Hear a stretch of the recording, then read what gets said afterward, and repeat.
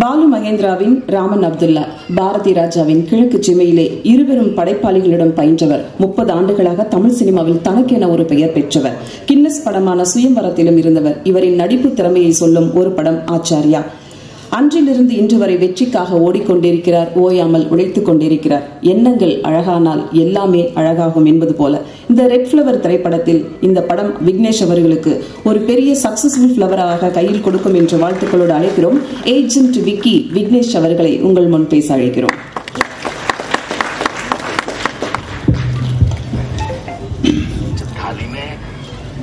எல்லாருக்கும் என்னுடைய பணிவான வணக்கத்தை தெரிவிச்சுக்கிறேன். இந்த மேடையில் நிற்கிறதுக்கு காரணமான எனது முதல் படத்தின் சின்னத்தாய் படத்தின் டைரக்டர் கணேசராஜ் அவர்களுக்கும், இயக்குனர் இமயம் பாரதிராஜா அவர்களுக்கும் இந்த நேரத்தில் நான் நன்றியை சொல்லிக்கிறேன்.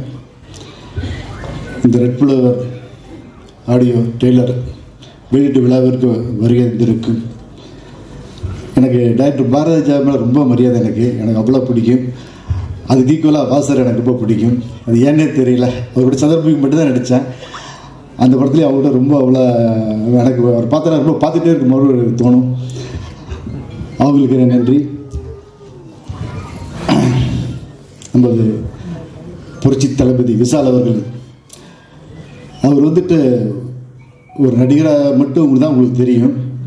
ஒரு நல்ல ஒரு மனிதாபிமான உள்ள மனிதர். யாருக்கு வேணாலும் ரொம்ப உடனே உதவி பண்ணுறதில் அவர் முதலாளாக இருப்பார். நான் நடிகர் சங்கத்தில் எங்கள் செயலாளர், நான் செயல்குழு உறுப்பினராக இருக்கிறேன். அங்கே வந்துட்டு நடிகர் சங்கத்தில் அந்த கடைக்கோடி நடிகராக இருந்தாலும் சரி, பெரிய நடிகராக இருந்தாலும் சரி, எல்லாத்தையும் ஒரே ஈக்குவலாக ட்ரீட்மெண்ட் பண்ணுவார். எல்லாத்துக்கு மேலேயும் பாசம் எடுத்து பார்ப்பார். நான் விஜயகாந்த் சாரை தான் பார்த்துருக்கிறேன். நடிகர் சங்கத்தில் இருக்கும்போது அவரோட கூட இருந்திருக்கிறேன். அவர் ஒரு பிரச்சனைனா வேட்டியை மடிச்சு கட்டிட்டு களத்தில் இறங்கி வேலை செய்வார். அதே மாதிரி விஷால் சார் வந்துட்டு எந்த விஷயம் வந்தாலும் இறங்கி போல்டாக இறங்கி வேலை செய்வார்.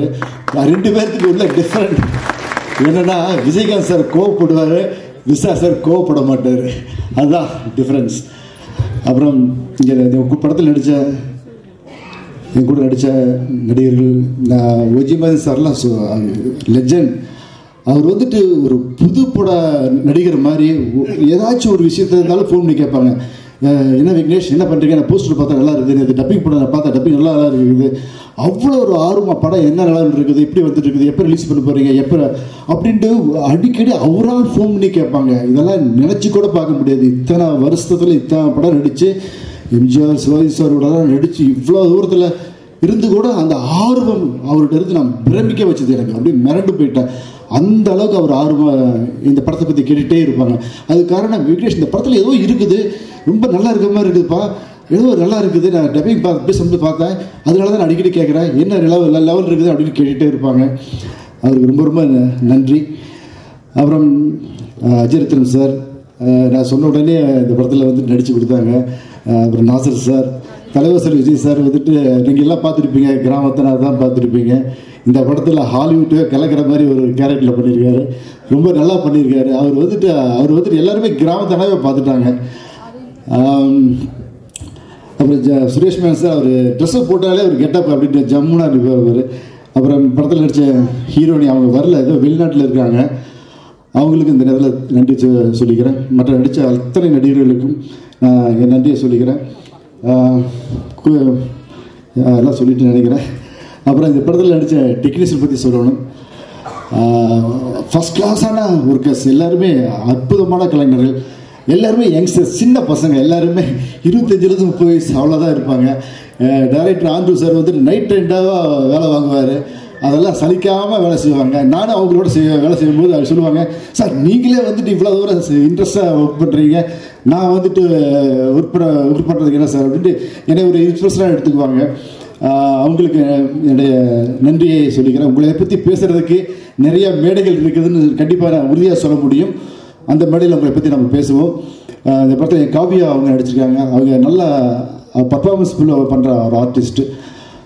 அப்புறம் எங்களுடைய டைரக்டர் ஆண்டு அவர்கள் ஒரு நல்ல டைரக்டர். கன்ஃபார்மாக இந்த படத்தில் நீங்கள் ட்ரெய்லர் பார்த்துருப்பீங்க, சாங் பார்த்துருப்பீங்க, எல்லாமே பார்த்துருப்பீங்க. நல்ல டைரக்டர், நல்ல டெக்னீஷியன், இல்லை எந்த ஒரு டவுட்டுமே கிடையாது. நல்ல டெக்னீஷியன், நல்ல டைரக்டர், நல்ல மனிதர், அதுதான் ரொம்ப முக்கியம். நல்ல மனிதர், அற்புதமான ஒரு மனிதர். அவர்கிட்ட எனக்கு பிடிச்ச விஷயங்கள் எந்த ஒரு பொய் இதுவுமே கிடையாது. நேர்மையாக உழைச்சிருக்காரு. அவருக்கு என்னுடைய வாழ்த்துக்கள். நான் நிறைய பேசணும்னு நினச்சேன். என்னுடைய ப்ரொடியூசர் தயாரிப்பாளர் மாணிக்க சார் ஒரு அற்புதமாக பேசினார், வெள்ளந்தியாக பேசினார். அவர் வந்துட்டு இந்த படம் வந்துட்டு மாணிக்க சார் இல்லைன்னா இந்த படத்தை கண்டிப்பாக ரிலீஸ் பண்ணவே முடியாது. அவ்வளோ பேர் வந்துட்டு அவர் தடுத்தாங்க. என்னங்க விக்னேஷ் சார் வச்சு நீ படம் பண்ணுறீங்க வேண்டாம் அப்படின்னு எவ்வளோ பேர் தடுத்தாங்க. அதையெல்லாம் மீறி எங்கள் மேலே வச்ச நம்பிக்கை, டேரக்டர் மேலே வச்ச நம்பிக்கை, அதுக்காக அந்த படம் ஃபஸ்ட்லேருந்து எங்கேயுமே பின்வாங்காமல் படத்தை முடிச்சிருக்காரு. ஒரு நல்ல மனிதர். அவர் வந்துட்டு சினிமாவை சம்பாதிக்கணும்னு வரலைங்க, சினிமாவை கண்டிப்பாக சம்பாதிக்கணும்னு வரல. இங்கே வந்துட்டு சினிமாவை லவ் பண்ணி சினிமாவை ரொம்ப என்ஜாய் பண்ணி சினிமா அவ்வளோ அவருக்கு பிடிக்கும்.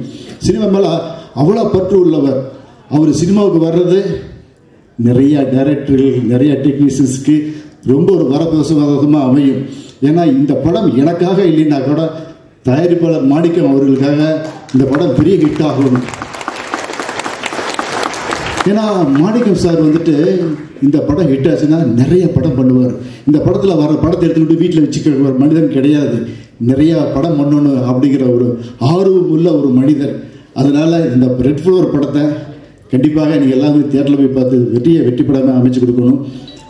அன்பார்ந்த பத்திரிகை நண்பர்களே, மீடியா நண்பர்களே, டிஜிட்டல் மீடியா நண்பர்களே, இந்த ரெட் ஃப்ளோர் படத்தை நான் இத்தனை வருஷம் ஒரு 30 வருஷத்துக்கு மேலே நான் சினிமாவில் இருக்கிறேன். நான் இந்த இடத்துல மேலே நிற்கிறதுக்கு ரொம்ப கஷ்டப்பட்டுருக்கிறேன். ரொம்ப கஷ்டப்பட்டுருக்கிறேன். அந்த கஷ்டங்கள் கொஞ்சம் நேரம் இல்லை, அவ்வளோ கஷ்டப்பட்டிருக்கிறேன். அவ்வளோ அவமானங்கள், அவ்வளோ தோல்விகளை நான் சந்திச்சுட்டு இங்கே வந்துருக்கிறேன். இந்த படத்தை கொண்டு போய் நீங்கள் மக்கள்கிட்ட சேர்க்கணும். ஏன்னா மக்கள் இந்த படத்தை தியேட்டரில் வந்து ரசிக்கணும், தியேட்டரில் வந்து பார்க்கணும். அதுக்கு மீடியா நண்பர்கள் நீங்கள் தான் அதுக்கு ஒரு ஒரு பாலமாக இருக்கணும்.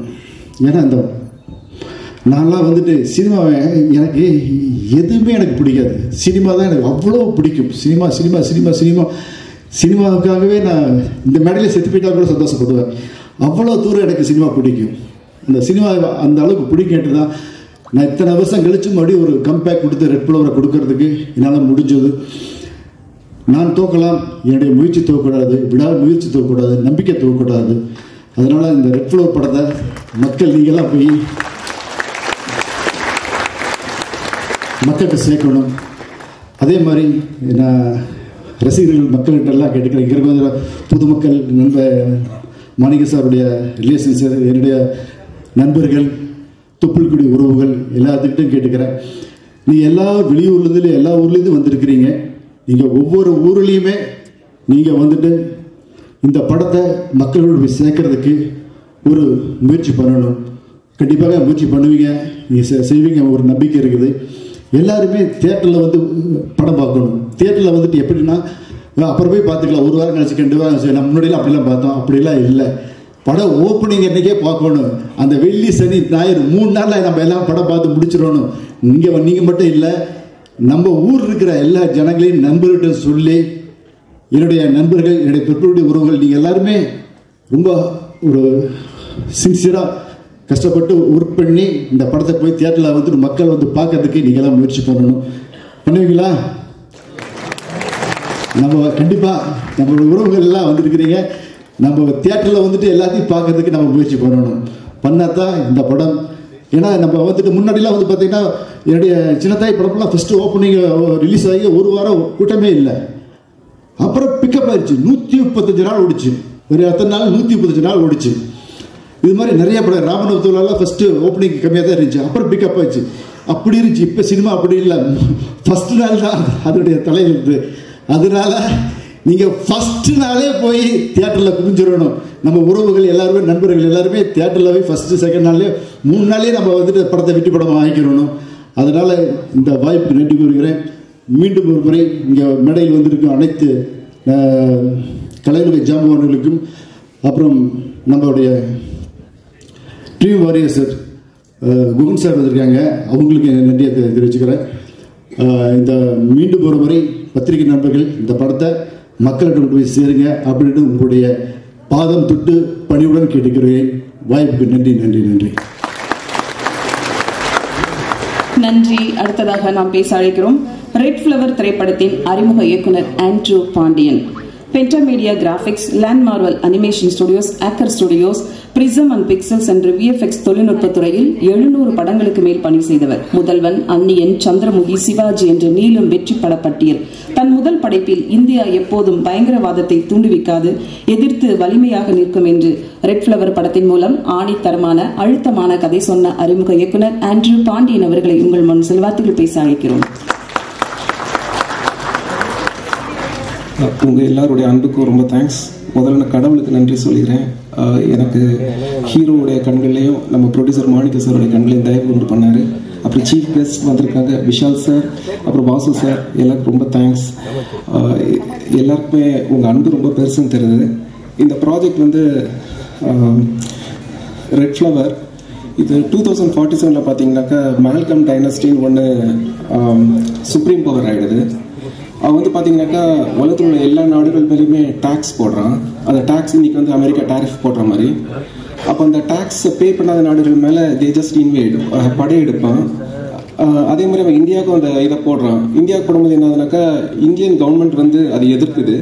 அப்போ இந்தியன் யங் விமன்ஸ் மற்ற கண்ட்ரிஸ்லாம் வேலை செய்வாங்க, அவங்க எல்லாரையுமே அவன் வந்து டார்ச்சர் பண்ணி அப்யூஸ் பண்ணி கொல்றான். இவனுடைய இந்த அட்ராசிட்டியை நொறுக்கிறதுக்கு இந்தியா அரசாங்கம் வந்து நேதாஜி சுபாஷ் சந்திர போஸால் உருவாக்கப்பட்ட ஒரு இயக்கத்தை அணுகுது. அந்த இயக்கம் பேர் தான் ரெட் ஃப்ளவர். ஸோ இந்த ப்ராஜெக்ட் வந்து இதில் ஹீரோ சார் வந்து டபுள் ரோல் பண்ணியிருக்காங்க, அண்ணன் தம்பியாக பண்ணியிருக்காங்க. ஹீரோவுடைய அவங்க ஃபேமிலி என்னன்னாக்கா அது ஒரு ஆர்மி ஃபேமிலி. ஸோ அந்த ஆர்மி ஃபேமிலியில் வந்து ஒரு ரெண்டு பேருமே ரொம்ப பேஷன், ரெண்டு பேருமே திரும்ப வந்து இந்தியாவுக்காக சர்வீஸ் பண்ணணுன்னு. ஒரு கட்டத்தில் தான் தெரியுது அது வந்து அண்ணன் வந்து செலக்ட் ஆகிருக்கார், தம்பி செலக்ட் ஆகலன்னு தெரிய வருது. அது அவங்க ரெண்டு பேருக்கு அண்ணன் தம்பி தூண்டுறதுக்குள்ள பெரிய ஒரு பெட்ரையல் துரோகம் ஆகிடுது. ஸோ இது வந்து கிளைமேக்ஸில் வந்து எப்படி போகுதுனாக்கா அண்ணன் தம்பி ரெண்டு பேர். அப்போது ரெண்டாவது தம்பி பார்த்தீங்கன்னாக்கா அவன் ஆப்போசிட் சிண்டிகேட் மால்கம் டைனஸ்டி சிண்டிகேட்டை சேர்ந்து இந்தியாவுக்கு அகேன்ஸ்டாக திட்டமிடுறான். அண்ணன் வந்து ஒரு சீக்ரெட் சர்வீஸில் இருக்காரு. ஸோ கடைசியில் இந்தியா வந்து எப்படி வல்லரசாக இருந்து இதை முறியடிக்குது. அப்புறம் இவனுடைய ஹீரோ வந்து தம்பி இதை எப்படி ஜெயிக்கிறாருங்கிறது தான் கதை. இதை நீங்கள் தியேட்டரில் பார்த்தீங்கன்னா ரொம்ப நல்லாயிருக்கும். என்னுடைய டெக்னீஷியன்ஸ் எல்லாருக்குமே நான் ரொம்ப கடமைப்பட்டிருக்கேன். ஸோ கேமராமேன், எடிட்டர் கிட்டத்தட்ட 8 months என் கூட உட்காந்துருக்காப்புல. கேமராமேன் தேவா வந்து ஒரு நாளைக்கு 350 ஷார்ட்ஸ் எடுப்பார். 300 shots to 350 shots without break நிறையா போகும். லெஃப்ட் திரும்பினாலும் லெஃப்டில் இருப்பார், ரைட்டில் திரும்பினாலும் இருப்பார். அவ்வளோ ஃப்ரெண்ட்லி யூஸர். அது எனக்கு ரொம்ப ஹெல்ப்ஃபுல்லாக இருந்தது. எடிட்டில் பார்த்தீங்கன்னாக்கா இது விஎஃப்எக்ஸ் பேஸ்னால எல்லாமே லேயர்ஸில் எடிட் பண்ணோம். எதுவும் ஷூட் பண்ணது மட்டும் வச்சு பண்ண முடியாது. Live shoot, CG shot plus matte paintings. அப்போ எடிட்டில் வர அடுக்கும்போதே பார்த்தீங்கன்னாக்கா M2 தேவைப்பட்டது. அப்போது லேயர்ஸ் வச்சு ஒரு 5 லேயர் வச்சு பண்ணோம். அதனால் எங்களுக்கு கிட்டத்தட்ட 8 to 9 months ஆச்சு எடிட்டில். இதுதான். ஸோ தேங்க்யூ, உங்கள் ஆதரவு எல்லாருக்கும் ரொம்ப தேங்க்ஸ். Thank you all.